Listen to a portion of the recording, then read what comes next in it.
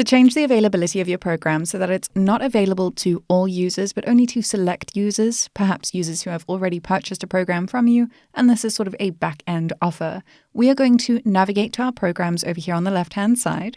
We're going to click into the program that we are wanting to change our availability for.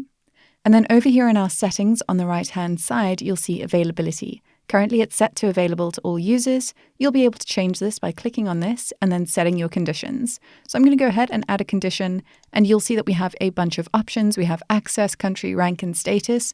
I'm going to keep it simple and stick with access. And I'm going to say that this program is only available to users who are registered. That's the only access card I have. So only my registered users will be able to see this program and be able to purchase this program. And then I'm going to hit save. You'll see that that is then changed to partially available, and now not everyone will be able to see and purchase this program, only registered users. And to make sure that these changes are saved, I'm going to hit save up on the top right-hand side. That is how you can change the availability of your program.